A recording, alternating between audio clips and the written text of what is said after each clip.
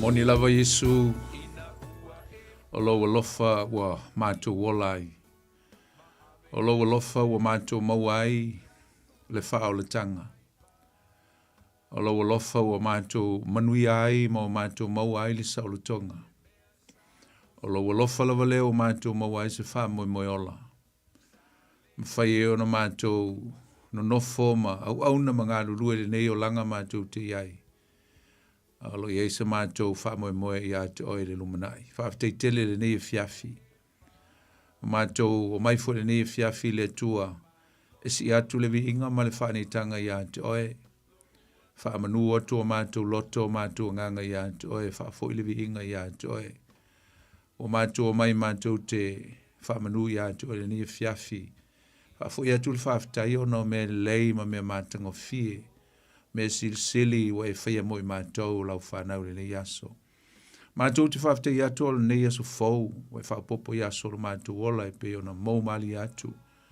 Sa mātou i ei au mga luenga, mātou wheo i eile tua i lunga o wala, ma so se mea na mātou i eile nei aso.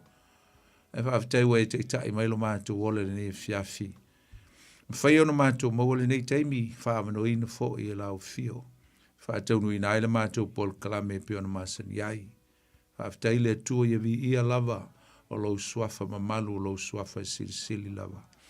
Mātou walau le ni e fiafi le tua. E fio mailo a nganga pa ia e te whaamanuia. Whaamanu i fo le tua lo mana le nei po. Whaauai mātou i me umala mātou whaia le nei e fiafi. Whapena ona mātou talala upu mo mātou whalongolongo i au fionga.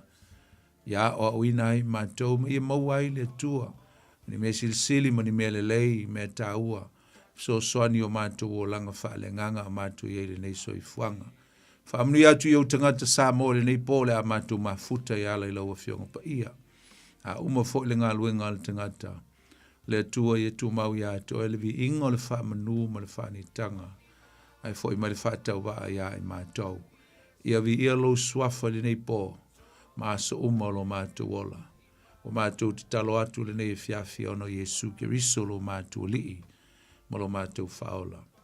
Amen. E whatalo whatfo i le nei fiafi lau whatau saunga Samoa i le. Pa ia male, mamalu o si o tātou tunu pele Samoa. O lo whapenao na mafuta mai ia ma whalongolongo mai fo le nei po. E le tātou Paul Kalame ma sani le nei o le tutu le Upega ile Loloto e pera masani. Iai, la auto au na fo le nei poni fo ti au te whata alofa atu ma le nganga whaalo le tele.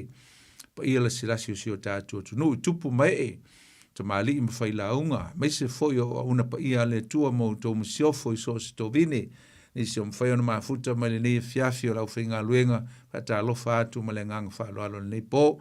Pi ia le tua ma lo le o si taulanga ma lo le ngā lue i le tua malona finangalo nei foi vai sa pata lo fatu ina yo tato tu asensina fai foi le fai vol ta pua i mutalo ya o lo fai vata mafana o sa mo le aso e pe fol nei aso o la tu talo i o manui ai me oma e pe ona alo i ai si o tato tu no i tiute mafai vai mai se foi o la o tu talo mo le au finga luenga le tua vi le tua fata lo fatu ya tu tau ta mama tina mātutua, e le nei fiafi, ia le tua. Ia, e whatalofa fo inisio lo whaafonga mai tono mo ta ngase le ngata fo i leo tono whalpui e whaio e mafuta mai i tono nino whanga, whatalofa ia te utau nei fiafi swafa i Yesu. Whatalofa atu, e lau whenga luenga le nei fiafi, inisio ngā lulue i whaiva mtiute pe ona masani ai, ia o nisi fo i ia whatoa manawa atu e le nei fo i taimi, ia le ngata fo leo nisi o le ao o lava i le tae ao ia la auto au nanga i tiute mawhaiva. Whata alofa ia te autou, ia i manuia lava whaiva mtiute whenga i le fo le neipo, to e fo i fo i ainga steimia mana vai, pui le atua i ala ma me umo le awia. E whata alofa atu e le ia ma le mamalu Samoa ia o lo e mpapa ao i tu e fio le nei ke lope o lo tatu iai, ia ono le sailinga ma lo lava. Sa ilingo le manuia, mai se fo ia o le lumana i mona i o tātou ainga mwhanau, whata alofa ia te utaupo, whea lava se atu nu olo e mafuta mai ai. Whata alofa atu ma le nganga fi fia le nei fiafi e le suafo Yesu le tātou lii. Fatalofa nisi o asia si mai tonu au kila nei wafo ia maftanga e kalisia ngata fo lea ia o ainga ia mafala velave fo nei soifuanga o mafueo na o mai tonu au kila nei ia po le alava se mafuanga wa e siasi mai ele ngata o tunu mawa o mai felelei mai ia ma asiasi mai mafuta mai nei fo I fiafi ia le ngata fo leo nisi na malanga mai le lo le tua tu le lo nei tunu ia malunga foi fai o tou nei au kilani fata alofa ia te o tou le suafo Yesu ia fu stemi to te liwa tu fai ngā malanga ia le anga le leo le tua ia lungo ala lungo le ea ia ma so se meo le au ia o tou fa manu atu le tua fata alofa foi se tasi o asia se tasi o fa fonga mai le fiafi o stemi mo mua le nei o fta e fa fonga mai le tatu por klame le tutu o le Upega ile Loloto fa ptol fata alofa ia oe leu sol tu final tama o le tina I le li ia wane I avesea lau ngila o lau le tio ia po lau telefoni foi I le tatou maftanga fa mai ale le tu la le afa leiva mai ale tatou maftanga ia maua se fa silinga malo si fa le nganga fe so ni tu le nei mata upu fa le nganga ia oe lau sabalinga fa le nganga ia mai tatou uma ia le tua Pata alofa po sunga ia sau lo tula I mai foil nei po nia fa nia le tua sau ia toe male ainga vi ia le tua ia oi foi nisi na fa nia so fa na pe na fa longo mai li fiafi lungo le ala ia fa nia tu fa to le tato pol klamel nei tu le Upega ile Loloto ia toe pe fa o lo aso soi fua ia le nei yaso vi ia le tua ia o le nei fiafi fa walta to mta upu pe on tato tala noa mai ai o lo tātou whangaina ia le whātāwaina le nei awa noa e whātāwaina ai le whāse fulu aso e mua mai I le asesione o le tātou te whātāwaina aso e whāse fulu talu ana toi tu Yesu mai I le aso na toi tu Yesu na tātou whailungaina le toi tu Yesu I le aso sa I le aso lua se fulu aperila a le lau o mai le aso le nei. Au whaitau atu e mo vai atu e le ka lena. Vai atu nei lau telefoni vai le ka lena. O le tolu se fulu ai le nei o aso le nei. Talu mai le aso na toi tu ai Yesu. Tolu se fulu le aso le nei. A mata mai le aso lua se fulu o aprila. Si a o mai I le aso le nei. Lea ua ato e le tolu se fulu o aso. Talu ona toi tu Yesu. O lona winga, toi se fulu aso I te toi. A nga ila I le vai aso fau, I le aso tofi o le vai aso fau. E a to I le fa se fulu o aso ia, tātou te whata waina, ma mea na tu tupu ai I tu tonu o le fa se fulu aso lea na toi tu mai Yesu, ma toi mafuta ai maona so. Awa e tango nei e vava aima e whaitau masu su e le fionga pa ia le tua. E pe I wha le malama ai to te lo tātou li tāua. E le ngata foi le tātou te le malama I mea tu tupu. I tu tonu o le whaase fulu aso lea. Ua whai ngoina o le whaase fulu aso. Ai le yo o le ascensione. The pre-ascensions of Christ. Po o le whaase fulu aso na mua mai. Ai le yo o atu. I le aso le ascensione. Ia po le aso le anga ascentai pena. A fioa e ai Yesu I le langi I lona tama. Uto e fo Yesu I lona tama. Ta ua la le fase fulu aso le. Wa evo le fisili fa pea. Pea se ale mena le tu sa o ile malanga Yesu I le langi na ua to e tu. To e tu e a. Ma malanga I lo le langi. Fio lo I lona tama. A ua le to e nofo mai. A ua le to e asiasi mai I ona soo ia mai se o I la tau na whaatu tua ia teia I teimi na whaiel na ngā luenga. A ieli tā ua male au ngā tele o le tātou vavai ai e tu tono le nei whase fulu aso e iei folo na mafuanga na lailava o na toe nofo te isi e su mo le nei whase fulu aso e le yo o le aso e toe tu ai oia e toe fio ai oia I lona tama, I lungo le maunga o libe. Tātou Ta ua fo le vaso lente nei le ta ua le numero nei o le fase fulu. The significance of number 40 in the Bible. Ta ua tele le numero fase fulu I tutonu o le tuspaia. Nana tatu ta ua, e fa ta ua ai le meole, ta ua le trials ia po tof te fonga. E le ngata fo le fa ta ua ai le tua le tape na ina o lana tangata mo lona finangalo. E le ngata fo le fa ta ua ina ai ia le fa masinonga le tua. Tatu ta ua le tele la telo la tatu le tue ta ua ia me fitu na ta ua atu le vaso le te nei. O lo ia il fata wa ino lo numero fase folu I tutonu o tu spaia. Wai tele. Ai o le fase folu le tatu te fata wa ina I le aso le nei. I le tatu proclame le nei vai taimi. O le fase folu le o aso na toe mafuta ai Yesu ma ona so. O le fata wa ina la le fase folu aso le ai winga e tolu ia na utaua. O le tapenanga. The preparation.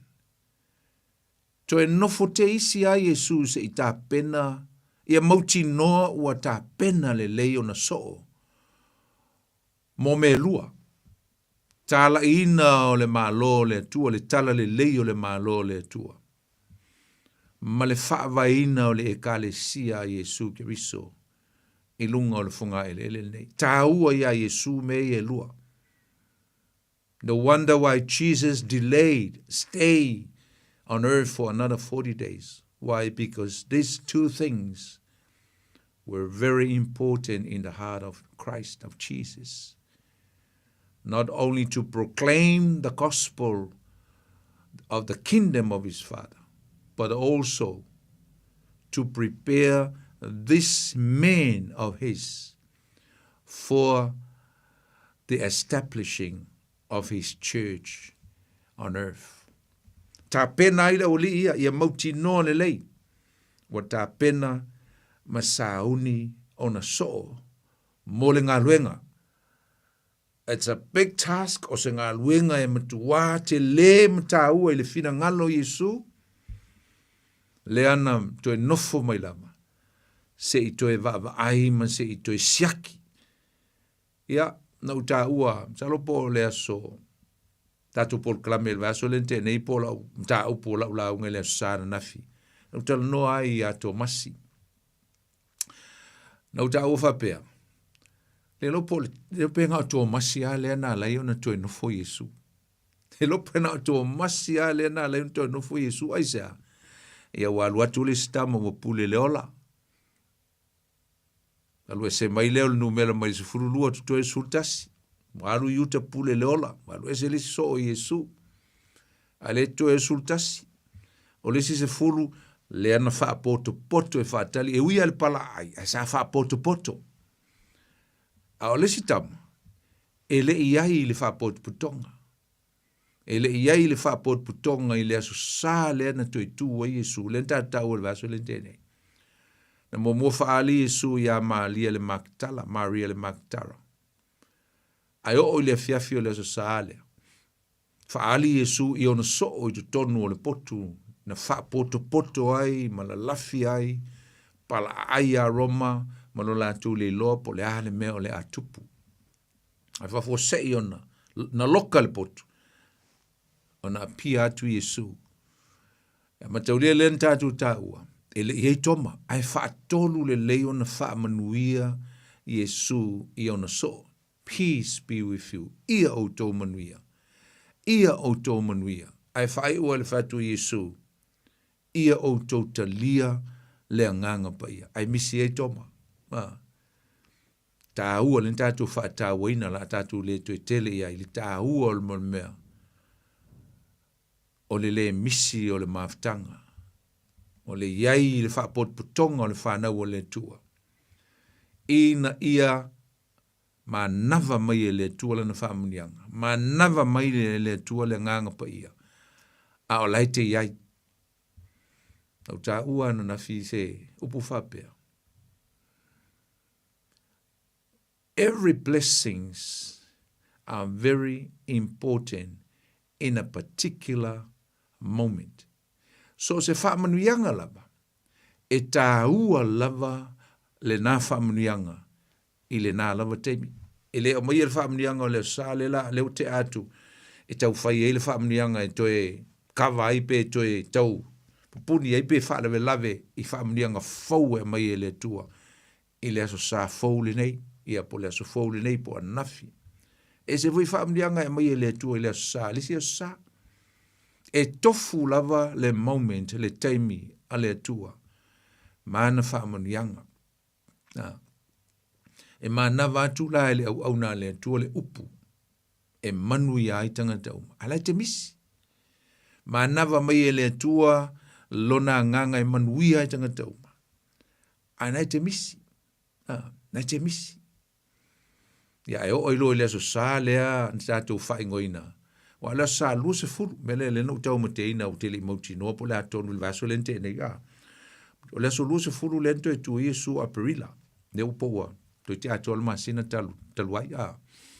Lu se furu. Ai o le aso lu se furu fitu. O le aso lu se furu fitu la po o le si aso sa na soai.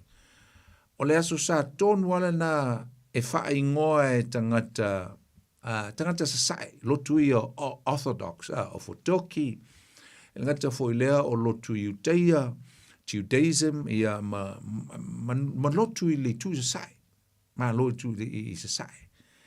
Ai mai se voi, o le fo i isi lotu kerisiano, le la tau te wha manatuina le aso sa lea, le aso luful fitu Aperila, o le aso sa o Tomasi, Thomas, the Doubters Sunday, o Tomasi o le masalo vale o lona aso sa le na o le aso sa o Tomasi masalo vale ia e whaingoa whapupu whapea o le aso sa o Tomasi wa e whaingoa e isi tangata o Tomasi o le tangata fo ilea e masalo vale he's a touter he's touting things unless he see evidence fatu atali tonu. O stangata ele lava lona fatu tua. Man nei o upu na e na teutala Iesu le fai atu ia toma inga ua fai mai toma. Lo ua li lo ua tua. Ina ua o lai le so sa le ua fai ngo le aso toma. Le ento e sa wa Iesu i ono so o i Galileia. La ua iei toma. Na ua iei tomas. Na ua iei. Aisa, langa lenga ave ele tala, inga ave ele tala le lei lena ia te ine le awala. Lena otu i o na uso e tau otu ele tala le leu. Matu wa ai a Yesu. Alala tali e toma. Se ilonga o te va ai ini fa ilonga. Se ilonga o te tango i o na fa ilonga ma o va ai tino iai. Unless, only if I. Lono inga. E vai le fa tua. E ala na whatau le whatua fo i ili mta upule. Langa lenga whamai Yesu. Whamai Yesu. Toma. Ua e tali tonu ina ua eva ai. You only believe because you've seen me. Whatever ai a tau. Ai whamai Yesu.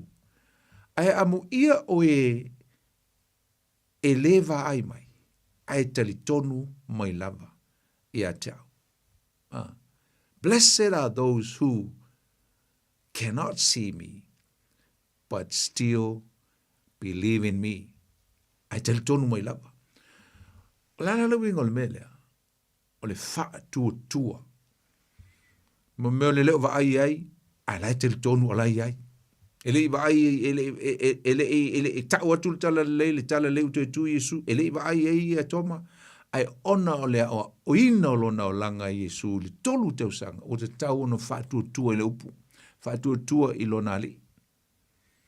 Ana winga leo le upu, fei, whātua tua, o lo o whāmatala inga, po lo a ina mai le tuse e peru lo mta apu sfumatasi whai pomomua, whamai o le whātua tua. Faith is a substance of things that are hoping for. Whamai o le whātua tua, o lo whaalangolango lea i mea o e wha moe moe ai. O lo mauti noa lea o mea e leo vaia.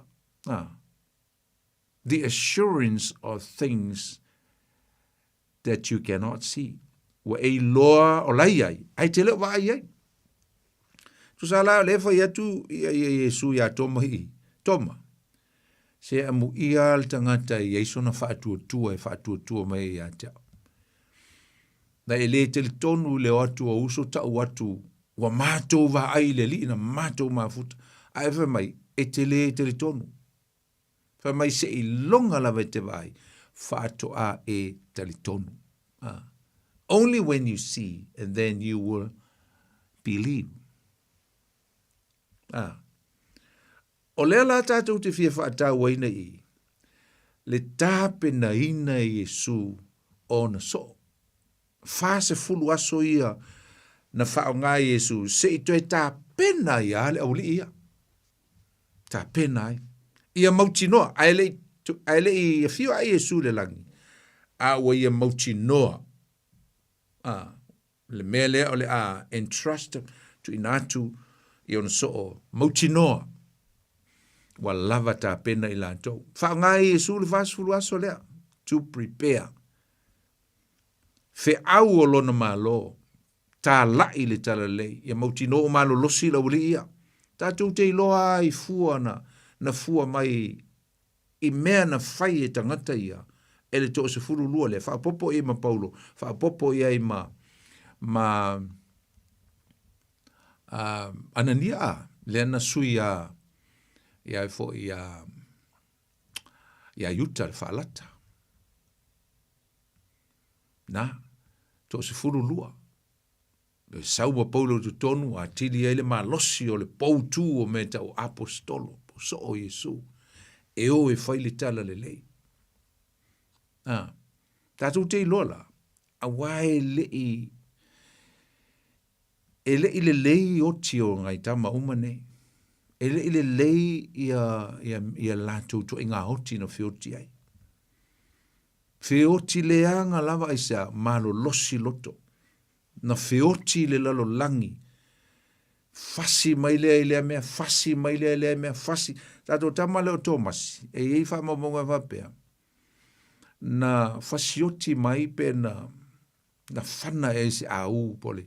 E to tonu intia, na oti mai intia. Tātou mawofau ia Peteru na tipi e Nero. Le Emperor Roma leulu. Tātou mawofau ia Paulo, na tipi fo i leulu o Paulo. O le na fisosoani la o apostolo Yesu. Tātou mawofau ia Bartolomeo. Tu tonu Afrika. Na fasioti ai foi. To tele o le awali ia o le auli ia. Fioti solo mai. Ile lalolangi. Aisa na lava tā pena. E le ise pala ai. Le ise fefefe. O le mele namna o Yesu yon so. Ia tutoa o la tu loto. Ma i o la tu fatu tuaina. Le mana e mwhaiono la tu whaiai. La tu teo ma le mana wei tu inatu le pule iai la tau. E o e whai ele ngā luenga. Ale ngata foi lea. O le amteina o le kalesia. Langa le ei tonu i le tama le ingo ia kefa. No wingo le papa. Fatu e Yesu. Te ati na e lau e kalesia i lungo le nei papa. E lua papa na tal no Yesu. Ele ngata o ia o le papa. Petro. A o Peteru foi. Fai mai e ati na e lau e kalesia i lunga ia te oe. O le papa la ititi. A o Yesu o le papa maua lalo le wha vai ma waa leo le kalesia. A le wha vai ali. O lana uwhinga luenga lea. On so. E ei ia le wha vai ali mai. E le si ma le wha vai ali mai. Wha vai ali mai la na. Le a whaia le ngā luenga le tua. A Yesu Kiriso. A o lalo. O la solid lalo le kalesia langa o la Yesu. Petro. E lua upo le Petro. Yesu e ave le papa malosi i lalo. A Petero. O le iku kongu i. Va ila i ele men. Tupu le ala atatu tala noa. I le toe tape na ina Yesu. O Petero. O Ioane. Ma le auli umaia. Amen. Ale ase e tato woe. E fai tausin tato tusi. On tato woe lo lea e. Fia wha wina lavanga ile tuse Ioane lona mtau po lusu maltasi. So foi te wina mal fai pomomua. Ua mawai a mea, ona toe whaali leo Yesu ile au soo ile vai o tiperia.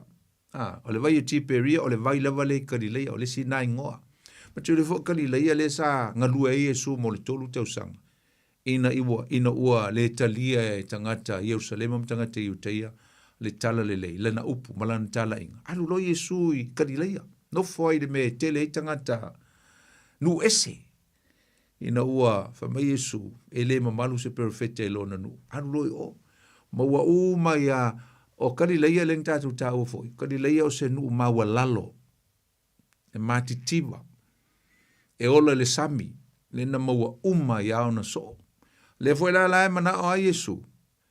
E toe alu a iei o e se toe feilo a iei malana company. O nai o na so o na ia fili solo mai, ma tae solo mai, mai le matawhanga, ma mea sa whai ngā luenga ai. Na mai sa lunga o sami. Talu pe ko ongo asu, ia pe to fitu fo ia, ono le fitu so o Yesu na maua mai lunga o sami. Ia mai se o li e, fai lako, fai le professional job i lunga o lau ele len pe o le o mateio, le ao la fonga, tangata e, fea ngai male, peni male api, al to tele o lisi o li ia, tangata e, fatauwa, tangata e le tawaloa, tangata e pi amu i tangata, tango le tu e fao ngā le mea valea ma le mea vai, oka, mailo la apostolo Paulo, e whao ngai le tua me vai. E wha mai nai me malosi. Whao ngai le tua me lea. To confound the wise. E wha mai nai e popoto. God use fools to confound the wise. Whao ngai le tua me vai. O i la le nalu Yesu. I le meo lo tumu o i tangata. De au. Vanga fo i e ala el tae fai ia su e malsapelu ia halu yuta. Tu le siti langa la kur siti ele telia ia langa lai mo na ainga matangata wo. Le au lolotu mo le au religious people. Ai halu le mea o le ele harvest. Mai lea. Mai o fitau i mon so i le vai o tiperia. O fa pea ona fa ali ei oia. Ona fa tasi. Mai sa fa tasi Simona Petelu matoma wo ingoi ati tumo. Ia manata nielu le kana i Galileia, matali o se peteio, manisi o no so o to lua. To fitu la uli ele i. O fai atu Simon Petelu ia te la tou. O te alu o te whangota. Ia, o whangwha Petelu le. La poa, wale po le fai ele fai. Mai Petelu soli. O ako me fai, mai la vanga le. Ia, o fai si malu ulu le fiefe mai Petelu. Ia, fai karia o kopo ako me fai. O le la wak whangoka. Whamai o te altu whangota. Ua whai mai la tau ia te ia. Ia tari marola uli ia Petelu. Tātou te o, kako o kako whangoka. Ia alu rol whai vola uli ia. Ua lato o atu. Ona lato o e lo lea i le vaa. A ele i maua se i a e tasi i le po. Ua o li tai au. Ua tu Yesu le au vai. Ma vai, uma le leile po. Ua o wa makanga wavala mai ata o li tai au. Le ai ma se mea na maua. Ai vai mai. O tu atu. Ia le tangata, i le pito le vai. Ona whetala ia tu leo Yesu ia te la tau, le whanaue. Pe iei ean ia au tau mea ai. O la tau tali mai ia te, se si winga le visile Yesu, o e inko i anga maua, e inko mea ai, mosa mea ai, mosa mea se mea whaile mea ai o le aso. Ai wha mai la uli ia Yesu, il whai upo e lima, whai upo e lima. Ele ai, no Jesus, we got nothing. Feu po no fetala hi atu o ia te la tou. I nā la foia le Upega ile tu i matau pole tu tam tau le va. O no to maua i lea. O na la tu la folea a ua le toe ma fai i la tou o na toso ai. O no tau mafa o ia. O na fai atu lea o so o walo faina e Yesu ia Petelu. Ringo Ioane le ufai a Petelu. O lea li i lea. Mua i loa Ioane. O Yesu e muli i loa Petelu. A tasi ale va ai e Ioane. o le ali lea, e whailo mai i lata te leo Ioane lea, le so pele, i a Iesu. Tā sia le vai a Ioane, o Iesu lea, ai a Petelu, e le anga le vai a Petelu, ai vavele ngai o i a Petelu, whaalongo la i le vavele ngai o i Petelu. So, John was good at acknowledging, for recognizing Jesus, but Peter was so good on actions. Nge le leile wa ai elisi. Ai le leile ngai o elisi. Tasi alwa ai a Ioane ilo atu o Yesu. Pamilea. Ua whaalongo Simona Petero. Ai whaalongo mai Simona Petero. Ua whai mai a Ioane. O Yesu lea. Yesu lea ku mai o. Pamai ua whaalongo pe Simona Petero. O lea li ia o Yesu. Ona ofu lea o ia ilona ofu. Awana whaasau o ia, penga whaasau vai. Whaangoka whaasau ka malo. Mengo pamai o Yesu le, whailo mo le ofu o Petero. Ile ua oso le vai, vai la le. Mua whaile actions al ka malo o Petero. Le anga le ai le leile ngai oi. Nā le mea Petero mua whai. Nga whai al me kiafu o le malo, punga lo lalo le sami. E sa menga punga lalo. Fia halu e fia vava ai a Yesu. Fia halu e fia lo ai a Yesu. Mai a ua mai isi so o ile vaititi. Awa ele vava ma mauta. Pe lua se lau, lewa au pite iuta. A lewa au petelu, wa halu petelu i, wa savali petelu anga iuta. A lewa mai isi au li i, koso mai le vaa. Ua matua ai, tau ngoto le vaa. I le uto ia. Ai whai mai. Whaiupeiwa. Wala tau tuta o nei loa lea o le afi malala. E o mai la lau lia. O la ua levanga ola le afi e Yesu. Whai papa kiu Yesu. O la ka penga Yesu le breakfast malako. La whai tunui a Yesu. La tunu ele a reto. Ia ngai ta o mai a reto. Mai ai le whainga o lato wha manatunga. Ia ele lopo ni ana mai i le whaiwa lau. Ia a lana na hola le afi, wasu le afi. Pe sa tunu wai se a reto Yesu. Pa mai la ia le, wa tuta. Pa mai o le afi o malala. O le ia foi o tunu wai, ma le a reto. O fetela iatu Yesu ia te ilantou. Au mai ia nisi ia ua outou maua nei, o lona winga pe fōringa mai i le whamtalanga.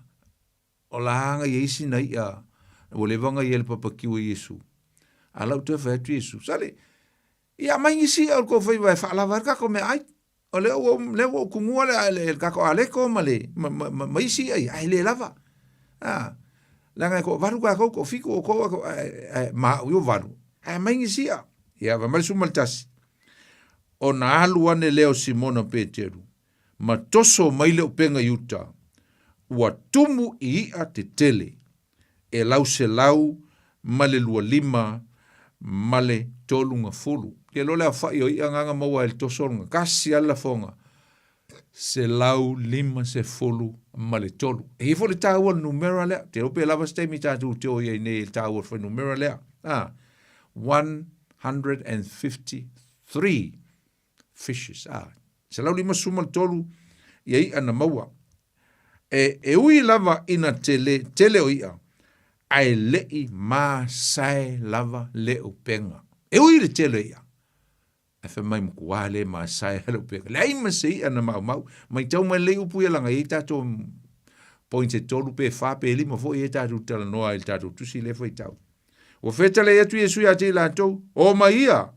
Ina ai. Te liol tai au poa. Luinga le breakfast. Ma ngai ke le breakfast e lau li ia. Breakfast ai li ia.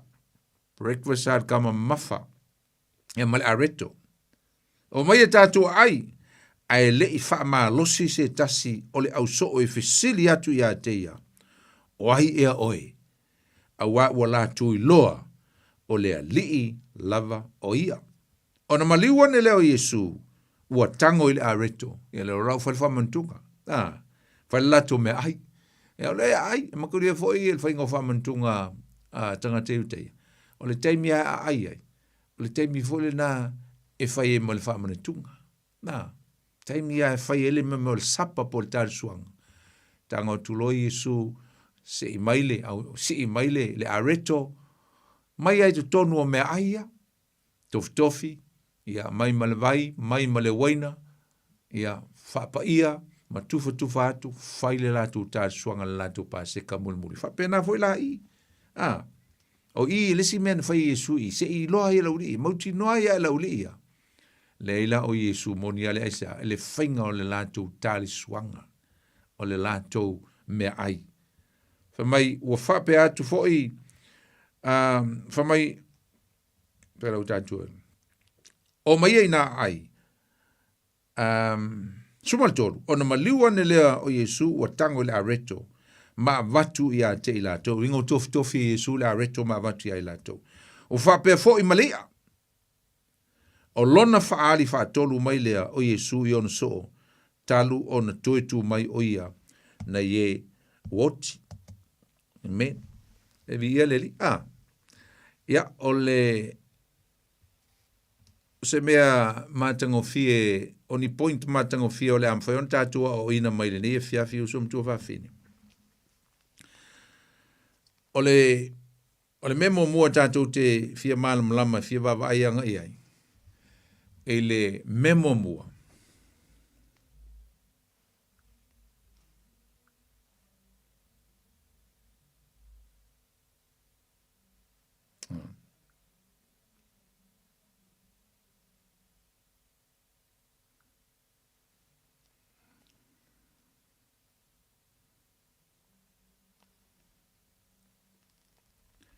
O le memo mua tātou te fia o ina maile i le tātou mtaupu. E wha manatu mai ai tātou. O i tātou po o i lātou so o Yesu mai tātou. O tangata whango ngota mō le mālo le tua. O tangata e whango ngota mō tangata. Ai le to e whango ngota mō ia. Awa o le profession le al ngā luenga ia le oli ia. Ngā luenga wa masani ia i lava i lātou. O le whangota i le ia. O e whangota i le sami. A ua saula Yesu e whaali atu i la uli ia i le aso lea. E ese whi au tā ua e te tau na tau atua i la uli ia. E o Yesu o na so o ma wha manatu atu ia i lātou. Sole. O outou o tangata e whango ngota moa nganga o tangata. Moa nganga o tangata mo lo ma lo. Ngā luenga lea mo so se tangata lava na te moa ke riso Yesu sum tu wawhini. So se tangata lava na te talia ina le wha o le tanga Yesu ke riso. O ia maua le wha o le tanga. O ia muli matu i na atu lona soifua ia Yesu. Wa avea o ia o se tangata whangota. E whangota mo nganga. Whangota mo nganga mo Yesu malona malo. Amen.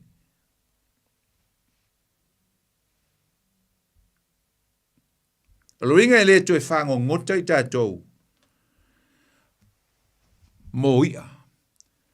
Ai tātou te whango ngota o le a tātou whango ngota mo tangata leilo loa o loo i le lalolangi. O lo i le mantai e whalo na whai upo e sfulu ma le valu e o le lua se fulu. O upo Yesu e whapea. O le aso le nei. O te whai ai o tau ma whaiva i tangata. Today, I will make you fishers for men. A wawai whai ai le whainga o pā Jerusalema usum tō whawhine. O le whainga o pā Jerusalema. E se fulu ni pā olo iei i pā Jerusalema. O le pā mua na tō e whai e Neemia.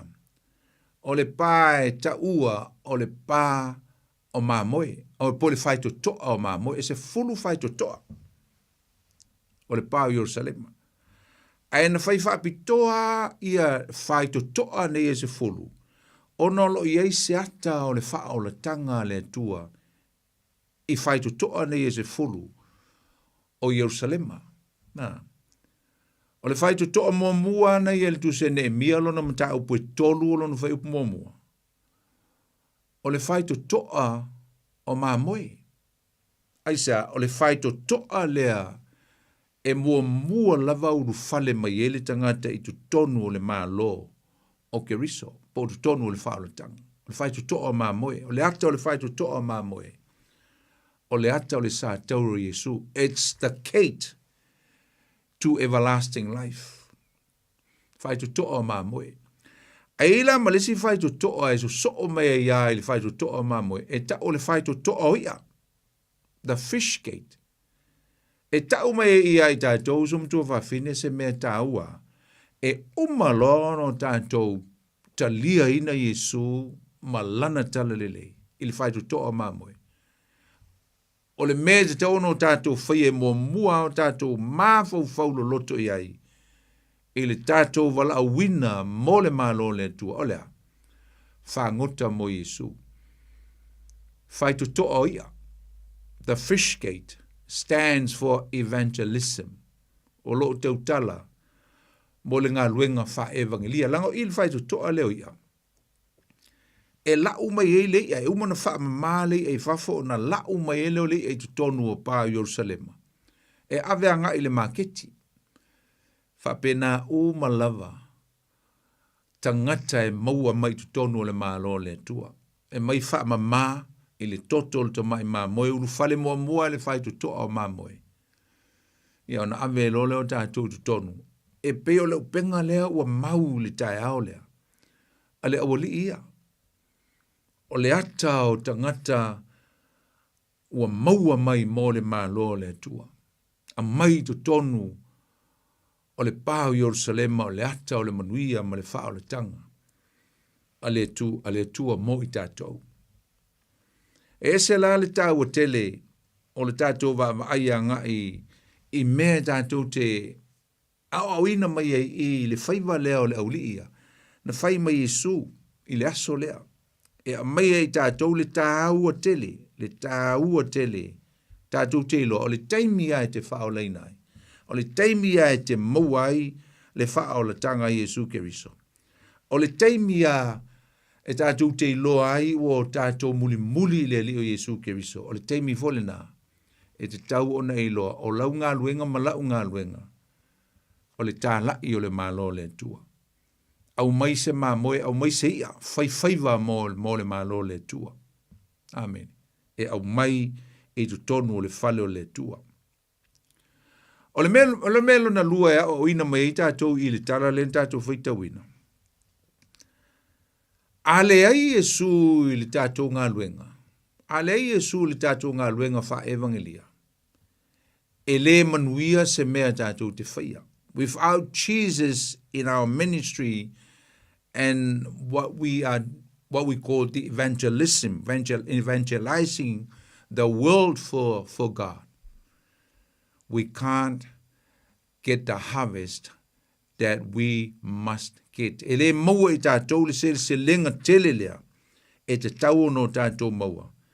Pe a whai e au noa ma ke riso ta e iei whaatasi mai tātou. Aisea, leanga fo'i o Yesu ke riso, o ia lea na amaia ia i tātou, le mana ma le pule e tātou te whai ai ia le ngā luenga.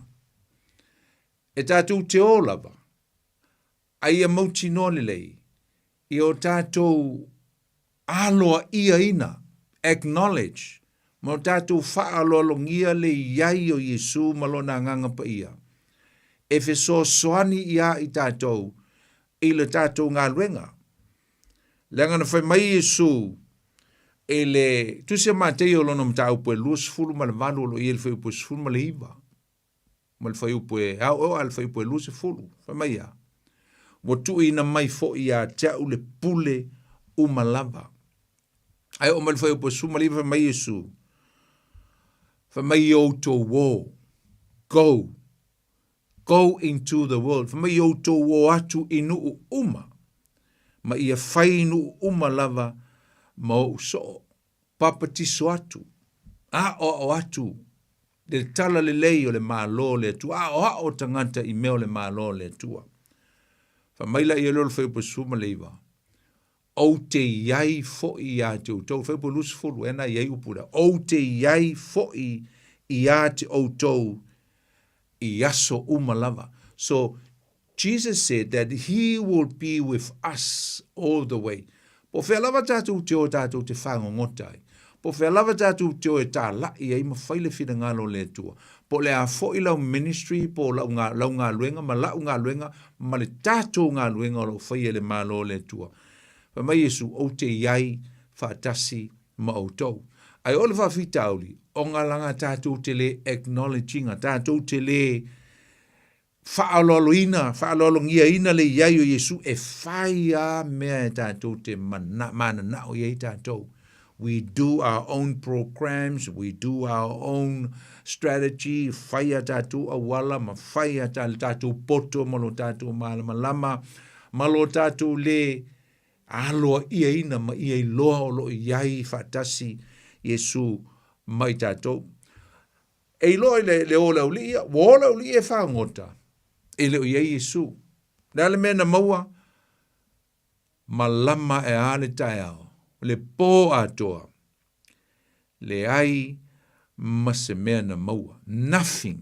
Le ai ma se i a e tasi. Pō atoa. E ma tau lia, o tangata ia. O tangata whaiwhaiwa.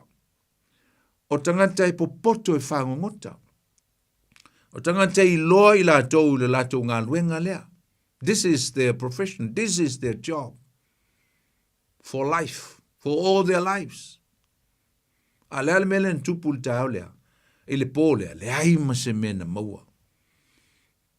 Se i vanga nā ua iai whaatasi Yesu. Mai tātou le tātou ngā luenga. Ona whatoa tātou maua lea o se seleselenga. Maua lea o se ai o le tātou ngā luenga. So a whai tātou te mana nau i manuia mea lo tātou whaia. Lau ministry, ma lau ministry, ma le tātou ngā luenga o lo whaia le malo le tua le a whangota. Nanga le taimia an tātou whaoleina, o le taimia an tātou mulimuli, taimia an o tātou whaatua tua ia Yesu. Ma te tonu lana whaoletanga, o le taimina, wa avea i tātou matangata whangongota.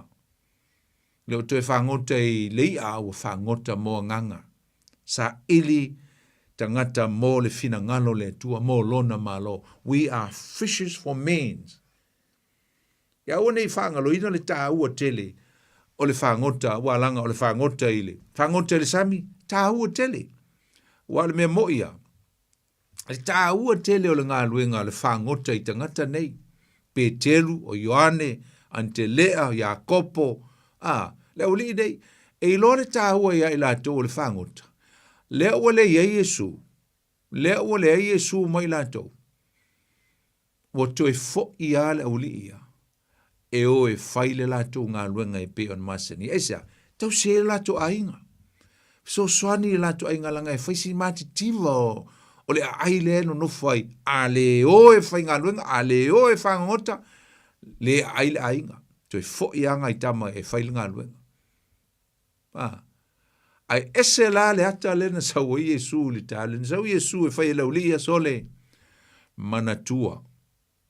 Na o whai atu i ate o tau le mate i o e wha. Le uman tatu whai te wina. Na o whai atu i ate o tau o le aso le nei. O te whai ai o tau mai whai wai tangata. Today, I will make you fishers for men.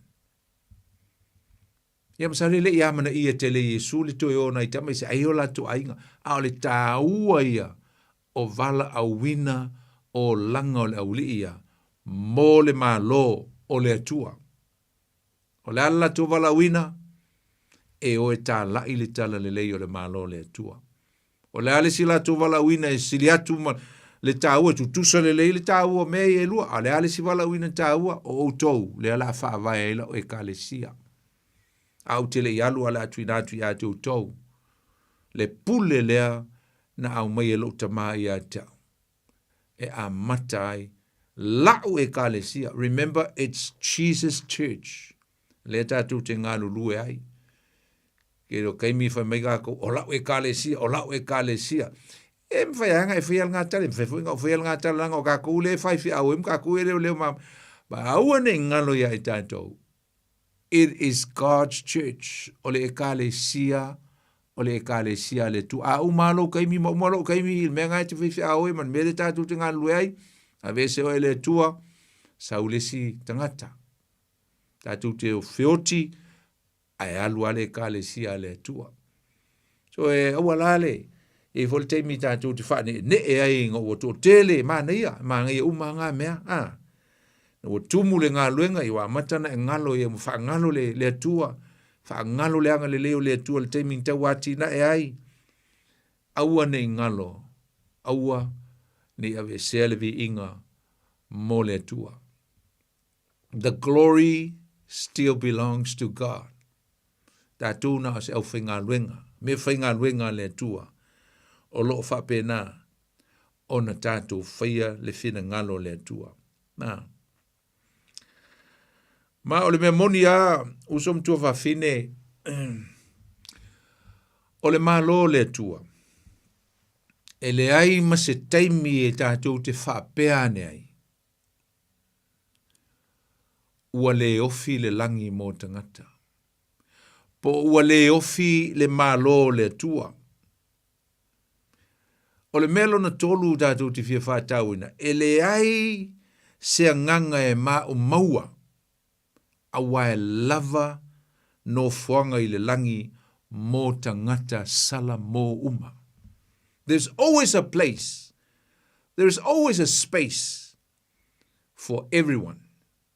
The kingdom of God can never, ever run out of rooms.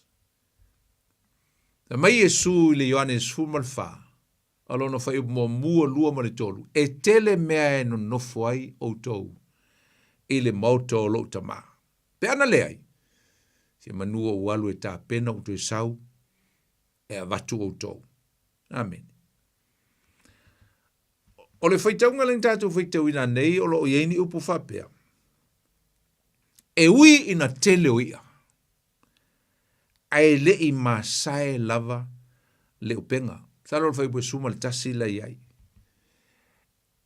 Even the catch was so great, but the net was never broken. Never broke. E le iai se masae o le upenga. Na manu awha mai, ua matua i tele lea. A oi awha mai, lenga whata awha mai, oi a te tele. Big fish. Ai whai mai ia, le whai punga sumaltasi, pe al whai unga nei upu whapea. E ui i le tele o lia. Oi ana mau e le upenga. Ai le i masae lava le upenga. What does that mean? Leai se nganga salamos to tasi e mau. It means there is plenty of room. Tele iava noi le malo o le tua. Woman saunia le tua le langi. Langa o le catch le moleata o le pu e mai o le maua mai i le whaiwa ma le whango tanga le ma le ata le ua watu i Yesu le ulia. O le tō wala o ina tonu ale na. That is your calling. That is your real calling. O le tō wala o ina sa o ale na. Ioe, o la iei tō ainga. O la iei tō ainga e pele ia te utau. A o le tō wala o ina sa o la wala na. O lea, whaiwa mō tangata. O le ata leo o watua ia te utau, a mine leo sa wingi uwhape ngā il tātou whai ngā tusi, whai tau ngā tusi, a le mea tonu a lea, tango Yesu mtua whapo pula lau li ia. I le catch po le, po i ai au a maua mai le la fonga e tasi, ua mtua le ofi ala upenga. O lo watu Yesu se whau i, the whole world, o le taken na, mo loo finangalo, mo loo malo, ina ia whai le langi le malo le tua mo tangata umalama e salamo. Ti ngale fufusi o le upenga, le ai maseia na oso e fafo. Le ai maseia. Mau umai e tonu ai sa. Le anga fo i si le fie le tua. Po le ale to tele, ma le to tele, ma le to tele o tangata e maua mai i le whao le tanga le tua. E le run out le ruma le tua i le langi. I le ola e whaavau. It's plenty of room. E tele, ma tua i tele lava. Le ava noa mo i tātou, wa umana sao nia le tua mo i tātou. There are plenty of accommodation. Kele fa mai tele mansion, fa mai tele mea no nofai o tau, i le maoto o lo tama. O Yesu le te utala. No winga le ai ma se taimi i tātou te whapea e ai sole.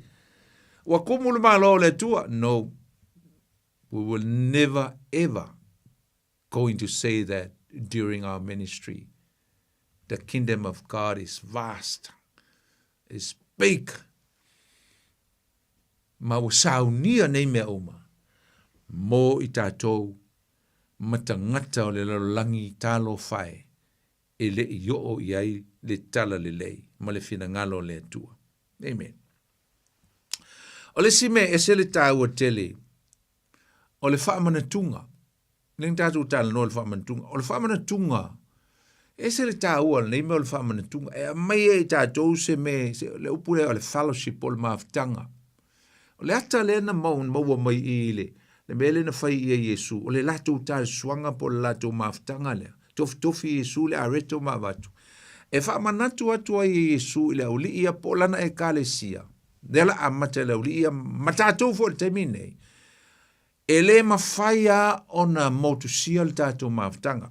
Our fellowship will never cease. E le ai se taimi e motusia le tātou maaftanga. E tu sa po le la waluese. Tātou te mafuta. Aisa, o aso uma tau te whai ai le whamantunga. O aso uma e tau te tāli suai mou tau whai ai le whamantunga. E whamanatu atua ia te utau. O lea lava tātou te mafuta. E ui no tau le vai mai a tau. O lea lava tātou te mafuta. O le mafutanga whai pea.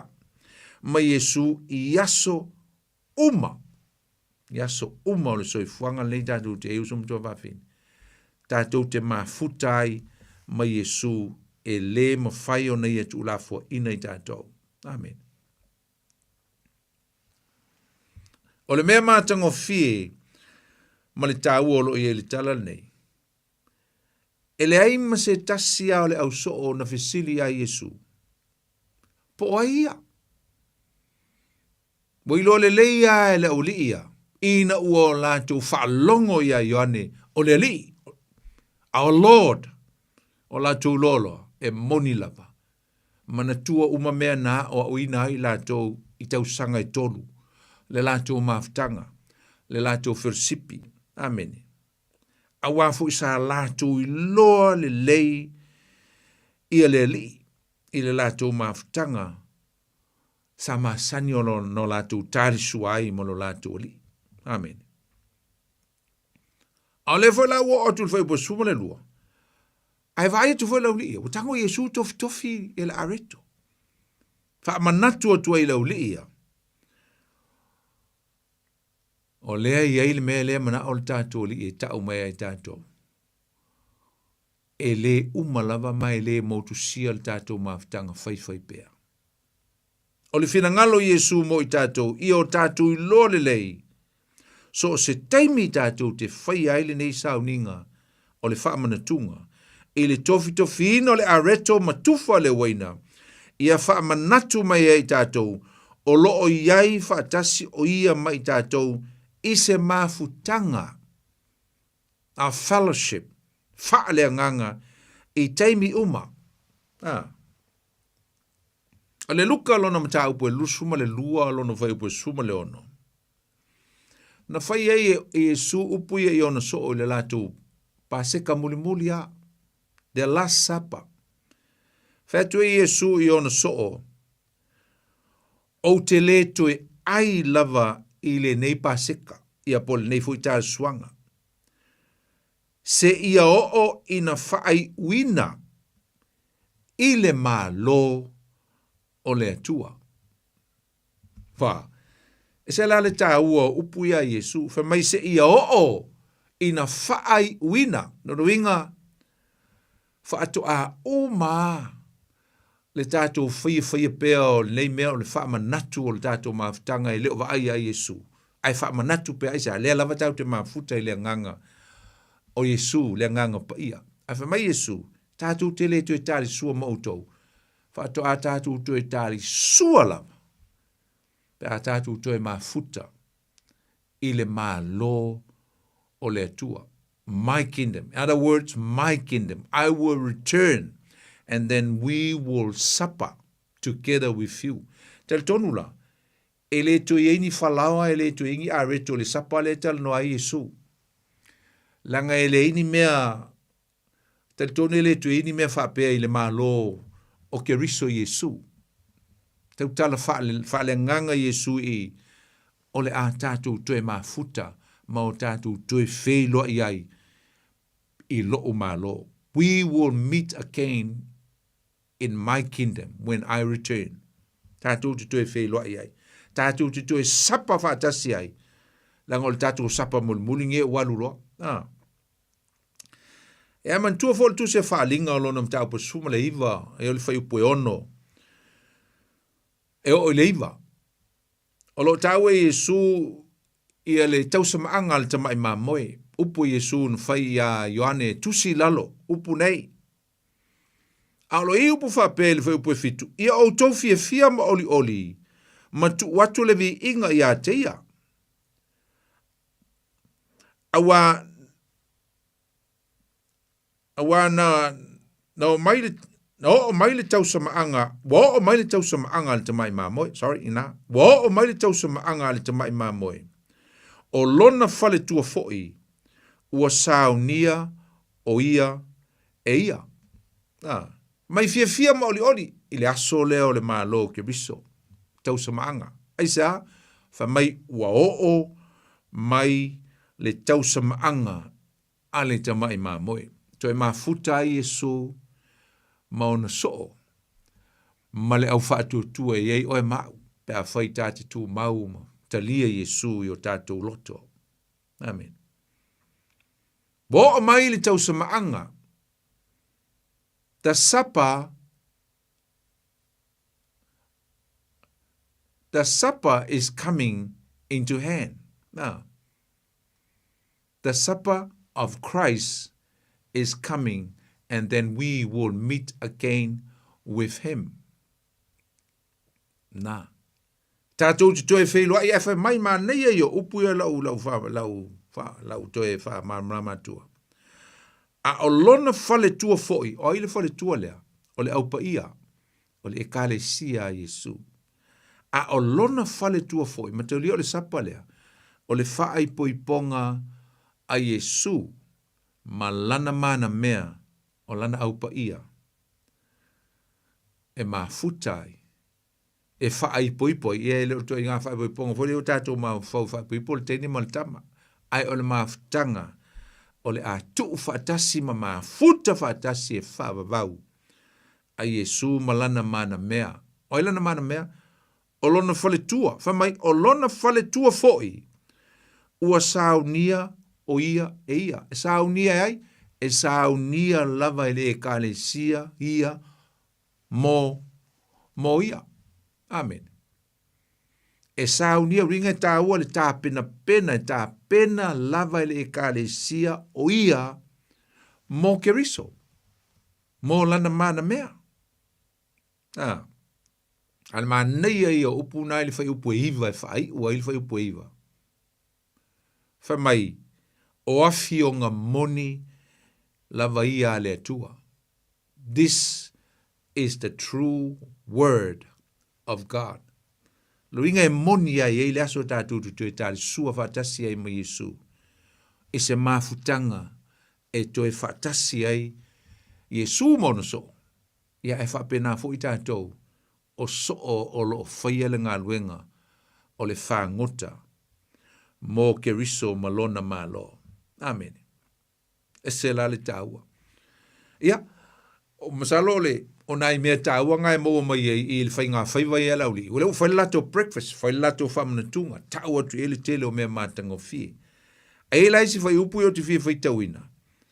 Whai mai ua omona lato ai, ona whetala atu leo Yesu ia Simona Petelu. Simona e, le atali o Iona. Pe sili mai lo o lofa ia tau. Nai lo lato nei. Ua whai mai o ia ia te ia. Ioe, le li ie. O e sila fia o te alofa lava ia te oe. On whetala ia tu leo ia te ia e whawhanga ia o te mai mamoe. O toi whetala ia tu whaalua o ia te ia. Simona e. Le atari o Iona. Pe e te alofa mai ia tau.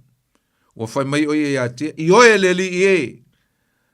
O e sila fia o te alofa lava ia te oe. On whetala ia tu leo ia te ia. Ia e leo ia o mamoe. Pepo sumal fitu. O whetalai whaatolu atu o ia te, Simona e, le atali o Iona. Pe e te alofa mai e ia te au. Whamai leo le tala. Ua ti ngā pe telu. Awa ua ia whetalai whaatolu ia te ia. Pe e te alofa mai ia te au. Ua whai mai o ia te ia. Leli e, ua e si la fia mea uma. Ua e si la fia o te alofa lava ia te. Oi, ona whetalai atu leo Yesu ia te ia. Ia e whawhanga ia o mamoe. Whaatolu le leo na whesili ia Yesu ia Petelu, pe te alofa mai ia tea. Whaatolu. Aisea, whaatolu fo ina whaafiti Petelu ia Yesu. Whaatolu na whaafiti Petelu ia Yesu ilona pala ai. O lea la usau Yesu, te foi mai Yesu no o toi tu, se i toe si akitasi alang tamo Petelu. Po wha pe whea mailo na loto mana tau tinonga ma me umasai ai.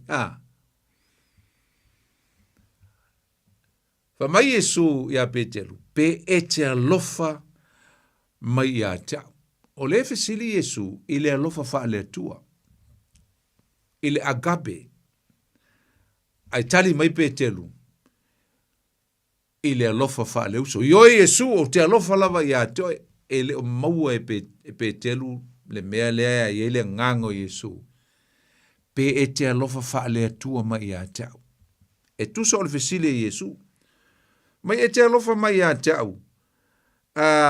Pe sili mai e alofa ia tau. I o la tau nei. Ma le tusa pa ia wha Britania. And then this. O ile e wha tau i upu ia. E sili ai la tau nei. O isi so. Mai sili Yesu ia Petelu. Pe sili lo wa lofa ia tau. Ngai lo le alofa le au li ia tau. O le lai sili atu Yesu. Ile moni o lona alofa ia te ia. Whaale atua. Godly love. Agape. Ai tari mai Petelu ile alofa whaale uso.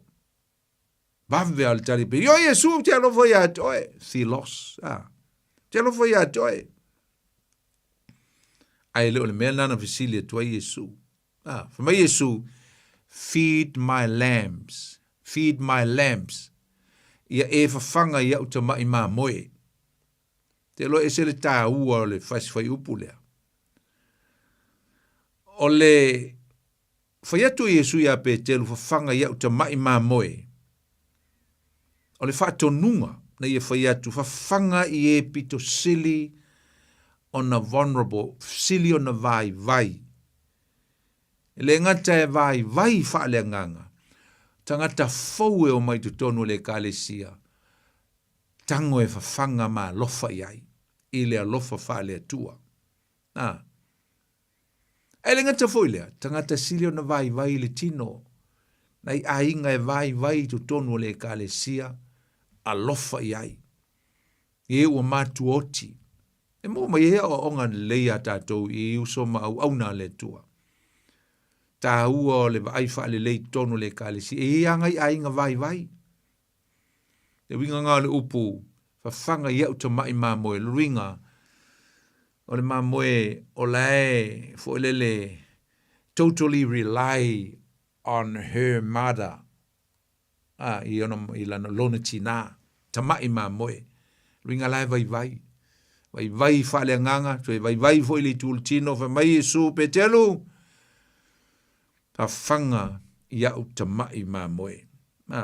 Tonu le lafu mā moe, e iei tangata lima vai, tonu le kalesia. So Jesus instruct Peter to feed my lambs. Luinga, nurture them, guide them, the new believers. Tangata fau mai, tausi, ma ia e matua lofa iai. Waila le tā ua le toi nofo Yesu, yaso ye fase fulu. So toi whaianga whisiri whaingtaie i lang kama pira. Toi whisiri wha lua foi leo Yesu pe telu.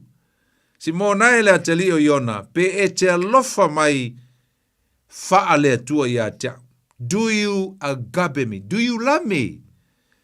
Ia koe ka oso foi pe wa makanga, oso le whea o pe telu. Mai foi pe telu. Leli e, wa e si la fia lava. I oe au te alofa i ato, ale foi tali mai pe telu, e tali mai foi i le alofa o le stangata, Philos, le alofa wha leuso. Ta mai leo Yesu ia pe telu, fa fanga ia o mamoe. O le fanga pole, ia tausi ia o mamoe. Leo, na, lona luanga fe mai Yesu, leo, ia o mamoe. Le upunga leo po le tend le upufa Britania. Tend my flocks. Luinga, ia whape naon e le ngata o le tausi, nurture. Ia a o le lofo i ave i le vau le lei. E whawhanga ai. Ia ma ai po anio na mana onga. Le winga ngā o le lofo Yesu. Le lofo Yesu i lana e kalesia, ma lana lafu mā moe. Le ua whaatonu o tuai Peteru, i na ia o na whaia le ngā luenga ale leo mā moe le lei. Nā meni. Ma se tātou whaalongo i le salamo lusu mal tolu, ma sani tātou whaalongo ai. O Iova o leo mā moe le lei o ia. Le aise mea o te mativai, na te ave wa e le vaumua, le meo te taoto ai na te whawhanga i a te alunuinga o Iova, o le atua, o Yesu o ia o le leo mā moe le lei. A le a mai e a tātou le au leo mā moe, o lo whaia le ngā luenga le atua. Ia se ata, ma se awa onga tāua, tātou te, wa ai le tāua te leo le ngā luenga le atua. O le ngā luenga wha leo mā moe wa mai ai tātou le atua. Ina ia tausi ma whawhanga i le lafu mā moe le atua. Amen. Tausi ma taitai, leo, tend them, and look after them, guide and lead them to the pasture, le me mauai, le lato me ai. Whaatolo na whesiri ia Yesu ia petelu. Nea fo lau tu e whesiri atu, si mona e le atali i o Iona, pe e te alofa, a leo lau whesiri lo Yesu, i le alofa whaaleuso, pida, e te alofa mai a te whaaleuso, il tā maftanga. Ia ita lom petelu. Nen tātou whaiteu na whamai, ua ti ngā o ia. Ua whai atu, i oe leli ia Yesu, ua e sila fia me oma, ua e sila fia o te alofa lava ia toe. Philos, le alofa whaleuso. Ua whetala i atu o ia e whawhanga ia o mā moe. This, ne umano whatuei, o lato nei, o ai le whaatau iai, o na so. Pe sili e alo a lofa pe telu, i isi so o ia nai lo Yesu. Pe sili le lofa pe telu i lana ngā luenga, ma isi mea nai lo Yesu, le lofa wha le tua. Ma le lona tolu. Pe sili lo a lofa pe telu i a teau, nai lo le lofa mai o isi o li ia. Ia ele o se suenga po ia ke lelo ngā lofa. No, it's not the measurement of love. Le visile Yesu.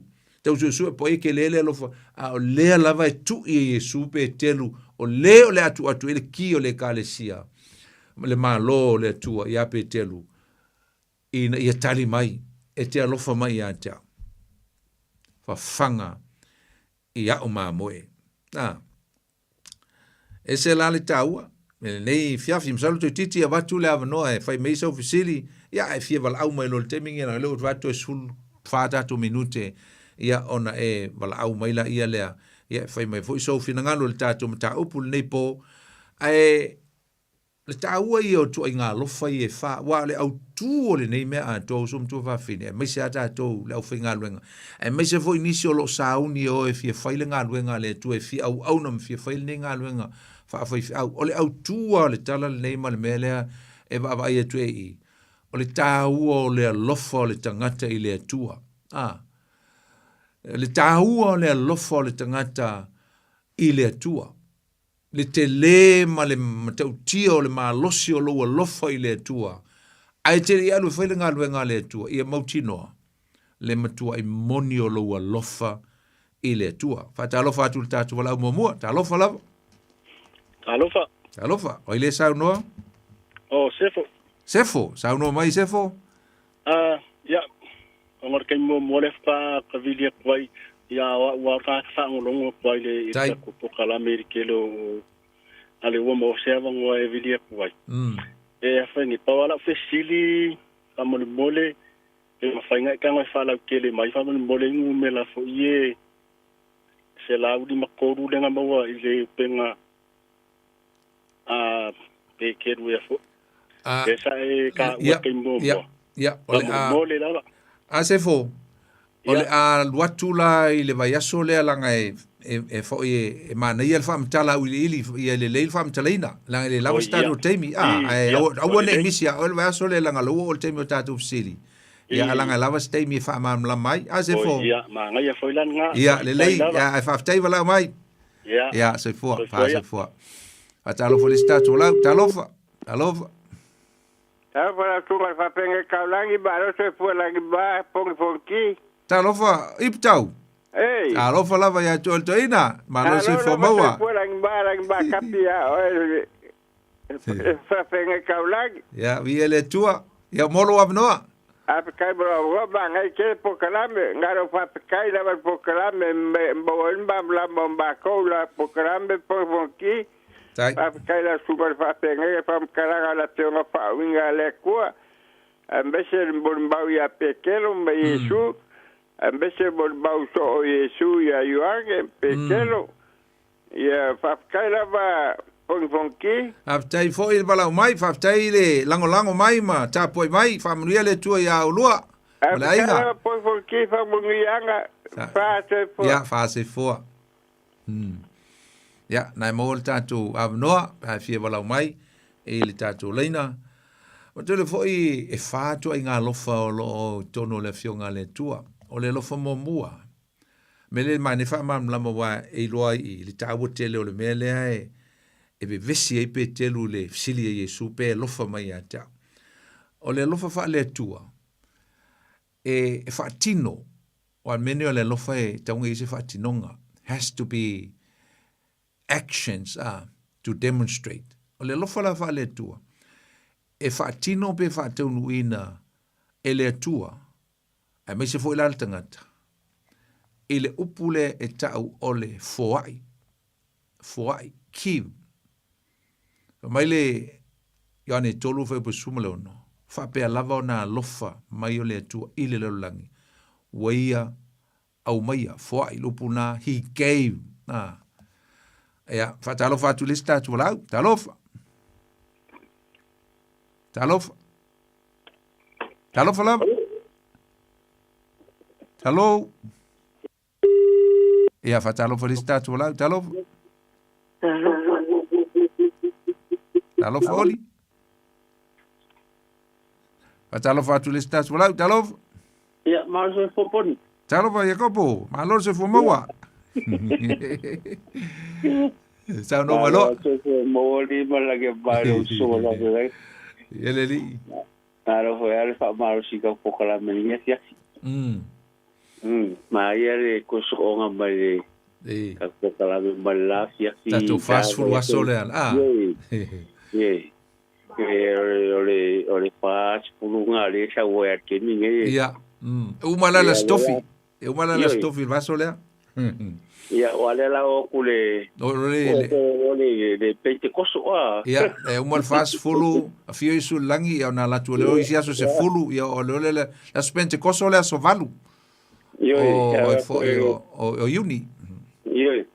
Al ma ia lo fa kalanga mai o ku aso maso mo menga kupu ai ele malanga forga qualifaula ia wa fasu waso ia wa peor que le foi ale pero marilo ia suia unha caingale ro aquel ia peore o le fasu por ni si me va ia de que sia ole ko so forma ia ka kori le fasu waso le nga sawero ia mo nga sawie su ko fa dia ku nga so ia sau de ku kingu ia nga fa nga fa ida ko nga kari ai fa kas ia ma te uria la le tino fa le langi o Yesu le o sau mai o le glorified body de ia o kana poni ole nga sau Yesu fa ida ko ai fa kas bra so le ki so le ai fa mai Yesu bo ia e ki ole lo que ia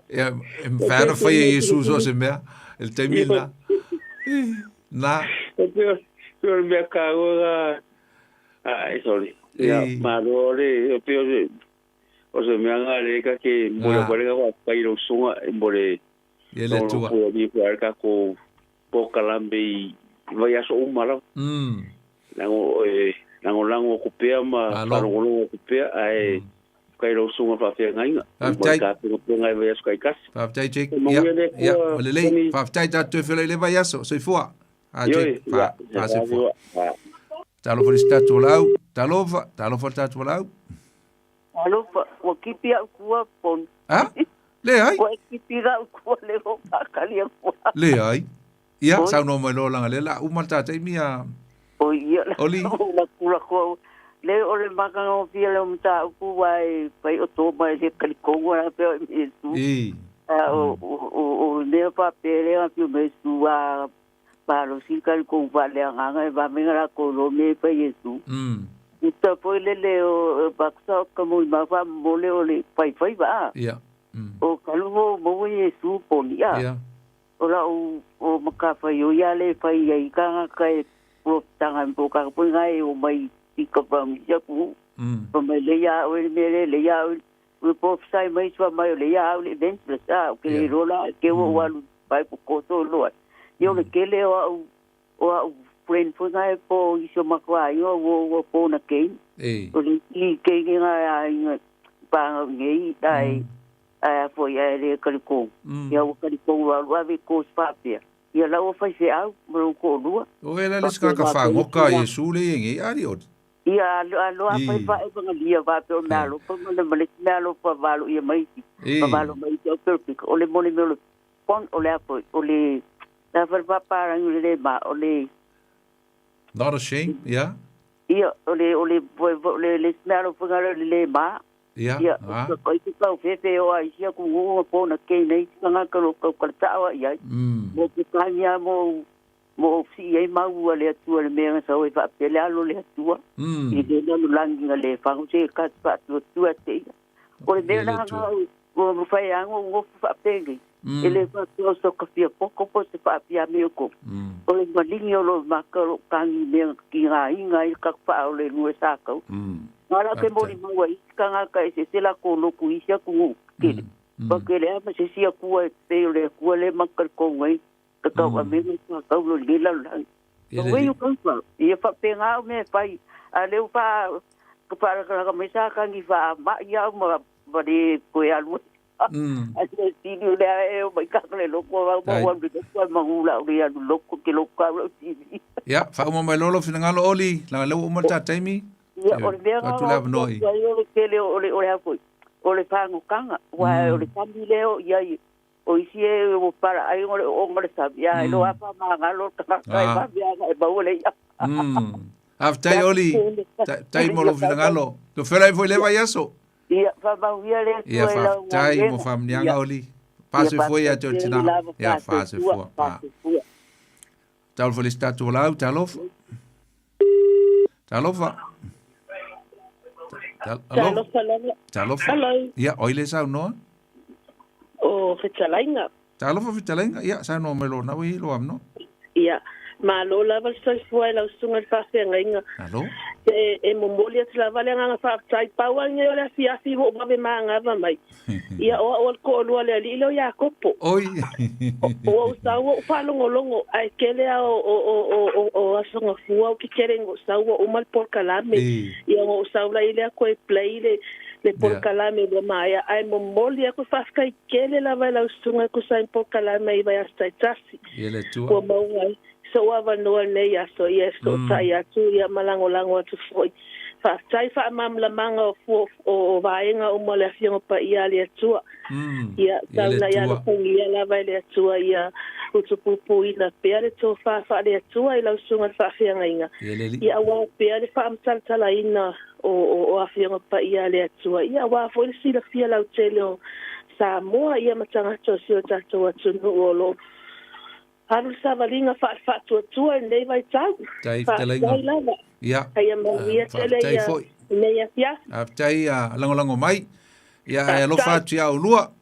Ia. O telo ngai malo si ia cheka. Amen to that. Okay. That you feel like never yes God bless. Ia. Se boa. Sai. Ia, le tua. Ia, o le ua. Si tu fa matula utala o tali si ta mo horta tu te mia ai ole lo fa le uso lo fa le tu le no fa tu fa tinu le fo ai ki ole lo fa le uso e fa tino le mele ole tufa ole share tufa tu pa so atu se manuia lo ia to a ele fa so ina se me ile tanga tem fa nga fa me te alofa ai li senga luenga e leila se moni o lofa. O le kale sia mua i Jerusalema na ilo aile mele le meta o le filos le lofa fale uso.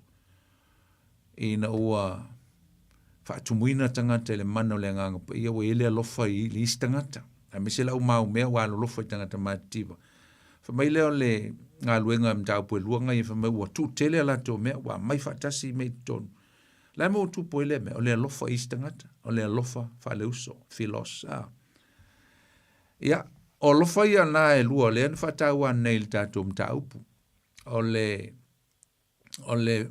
alofa fale uso o pida po petelu e mana o mia ia le tu inatu a toa lava o lana ngā luenga o lana fo le lana commitment ia Yesu. Langa lewa matanto e foi pita ila na ngā luenga e masani ai. Si e mose tupe. O lea laimana o mia Yesu, a fai e lofa mai a teia. Aua ale popole ini tupe, aua ale popole se ngā luenga, aua ale popole se mea.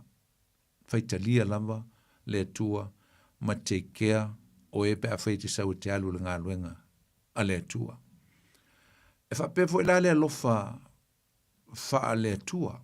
O le lo fa le tua le na fesili ai pe telu o Yesu mo to e fesili atu i le lo fa le tua pe telu te lo fa mai ata mana o ia Yesu ina ia awane isilia ele ainga o pe telu lontina o lona tama o lana whanau po le alava se mea o silia e ai a pe telu ai e wha mua le tua ia te e fo ia onga Yesu fa mai o le sili lona lo fo lona tinama lona tama ai fa tu na ia ele au nga o ia ona tango lona lima soto sina no ringa ta u tele ia le upuneo le lofa to ile tua pe alo fa nga le tua ta tu fo ia nga le tua ta u le lofa ato ile tua o foi le la sa unitalo foi nga le tua ba ailo wa lofa ile tua